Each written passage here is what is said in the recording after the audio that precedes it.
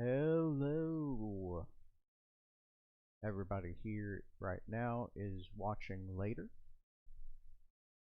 So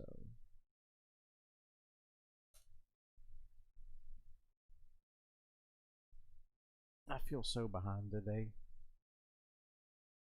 Okay. Let's get back into this. Now the person watching. Hello, person watching. Alright. Let's get started. So I don't have to edit so much later. Alright. A complex combination circuit can often be simplified and easily understood if you take time to... Let's redraw it. Let's open up a paint. There it is. Canvas. Oh, there we go. Get a little bit further away. Okay.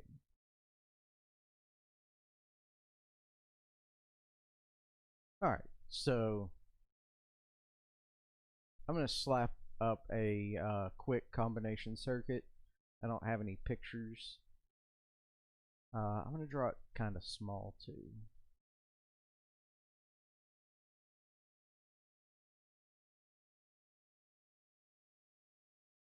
Alright, a combination circuit, for starters, is a circuit that has series portions and parallel portions.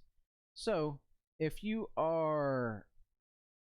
This would be a simple combination circuit right here.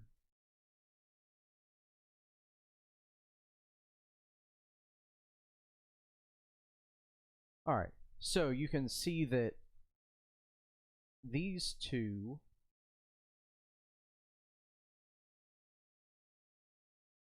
resistors are in parallel with each other.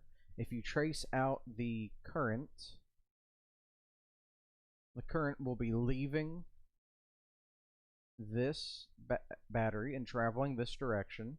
And all of the current that leaves the battery has no choice but to go through this resistor. And then once it goes through this resistor, it gets to here. And then it has a choice. It can go here or here. It's got a intersection. And then it can go through either of these two resistors, and then it has to come back together and travel back to the battery. This is a simple combination circuit. You can have any number of things happen in a combination circuit. You could have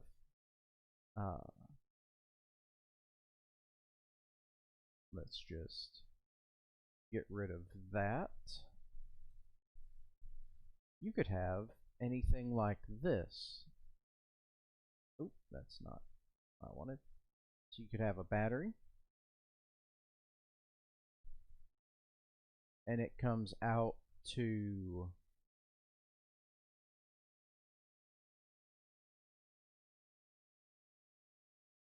two parallel resistors, and then that leads to a single resistor that's in series, or a resistor that's in series with these two parallel resistors. And I'm not going to work this one, but I'm just showing how and then it could come down to a couple more resistors with a single parallel resistor, and then that has a couple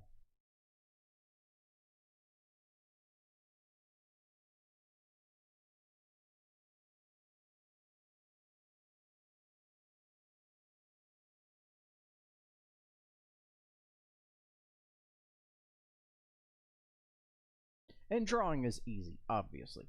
But you can take all of this and, like, this is a confusing ass circuit. But you just take it one step at a time. Like the saying goes, how do you eat an elephant? One bite at a time. So first I'll go through this real quick.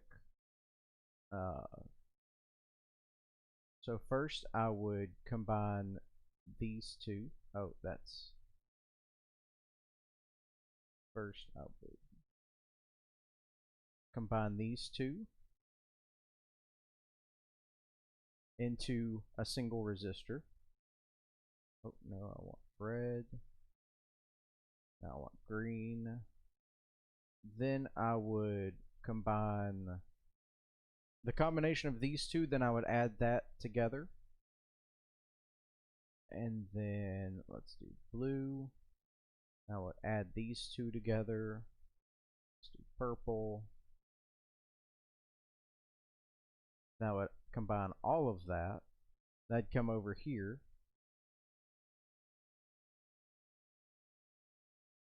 Combine these two together.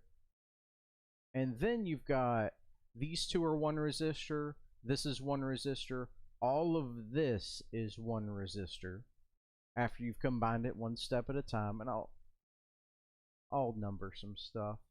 So this would be 1, 2, 3, 4,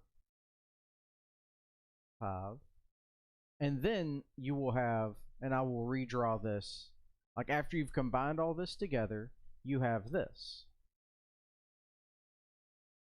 battery, and I was gonna point at the board screen, but y'all can't see that. This is one resistor, so you redraw it, and I would redraw this every single time you combine things. So this would be step 5. This is to get to this one resistor, that would be 1, 2, 3, and 4. All of those.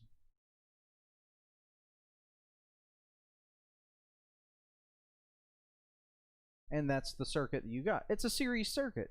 And that's the goal, is to get basically all of the combination circuits combined down into a series circuit. They look super complicated, but if you take it one step at a time, you will get to the end. Okay. The most important thing in a combination circuit is getting R total. Sometimes you have to jump through some hoops to get to R total, but the most important thing is getting that R total. I will work on doing a full circuit with you guys before the end of the day. In a blank circuit, the current through each component is equal to the total current. In a series circuit, the total through each component is equal to the total current. Yes. So that's basic series circuit. This is a review question. In a series circuit, current is the same throughout the entire circuit, no matter where you measure it, because there's nowhere else to go. The current has to flow, and if there's nowhere else for current to go, it has to flow in a line. And I would recommend to the 50% of you that got this wrong, use your book. I've seen, like, going over the tests, I see that most of you aren't using your books. And that's absurd. Like, between the books and the YouTube videos that I'm making, like, these tests should all be hundreds, but I'm getting like out of 25. And that's just unreasonable for a open book test. That wasn't designed to be an open book test. It's an open book test. This stuff you were supposed to be able to remember. What happens to the supply voltage in a combination circuit? So total voltage is dropped across the components. That's in the parallel portions of a combination circuit. So going back to here. So these two resistors have the same voltage. These two legs have the same combination voltage. These two resistors are going to have the same voltage. because its voltage is like a pressure, and whenever you split it, it stays the same on both legs.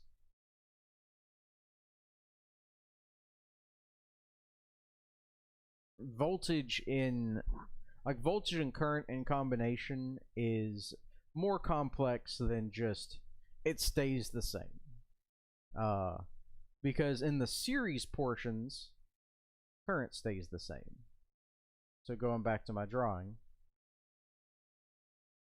this resistor and this resistor have the same current. All of these resistors will have that current. All the resistors in your final circuit, your redraw circuit, will have the same current.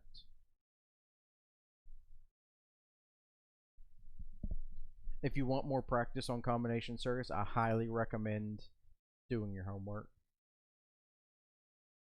What is the only electrical component in a combination circuit that consumes power? So, in any circuit, the only component that consumes power is resistance. There we go, resistance. Alright. Only component is resistance. Everything else doesn't. These other things we haven't even talked about ever. So, how would they be the answer? Really? Like why would you, if you were just purely guessing, reading the 4 answers going, yeah, it's one of the things I've never heard of. Alright. To calculate voltages in a combination circuit, the first thing you need to determine is the equivalent resistance.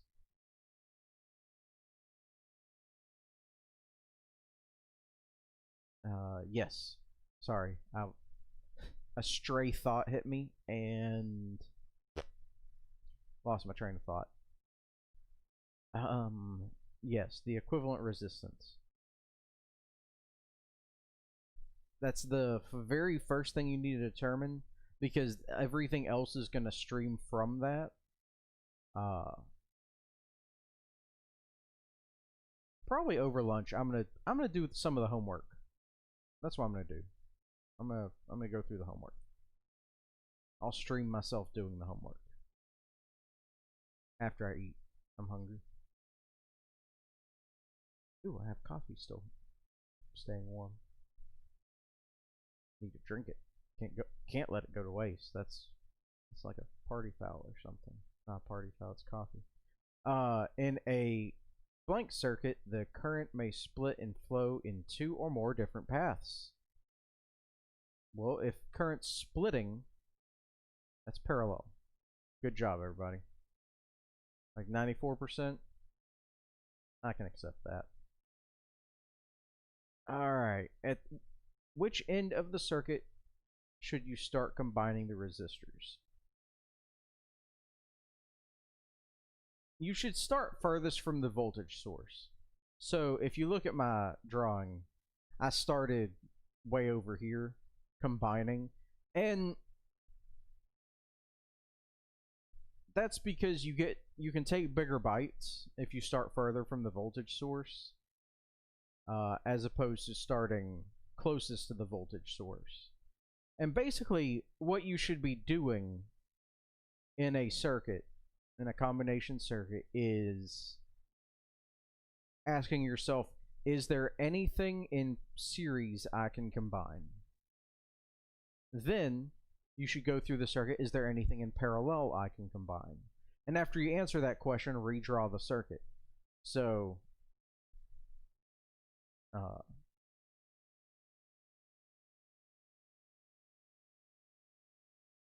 I'll do a less complex question to answer, to show you that. Okay. Should you combine series or parallel resistors first? Series. Unequivocally, if you can combine series resistors first, that will, it doesn't really matter, but it's another one of those, you can take bigger bites if you combine the series resistors first. Okay, moving on. Ohm's law can be used in any type of circuit. Absolutely. What else would you use? It would be terrible if you couldn't use Ohm's law. Okay, so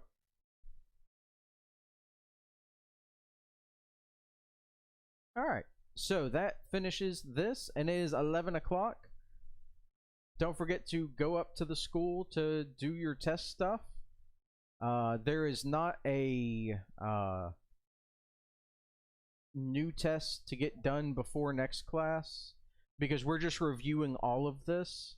I'm probably gonna keep watching my YouTube channel. I'm going to be putting out videos, hopefully, throughout the week on combination circuits and maybe some series and parallel circuit stuff too.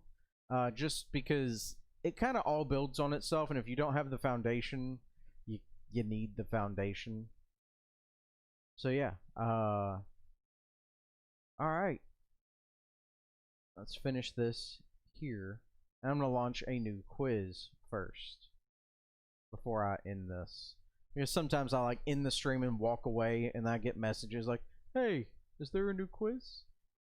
Let's do. So this is lesson 4 or 5, voltage and current dividers. It's a really simple lesson. It's almost a review lesson. So, because it's series and parallel circuits, really. Okay, let's end the stream here, and I will see you guys in a little bit.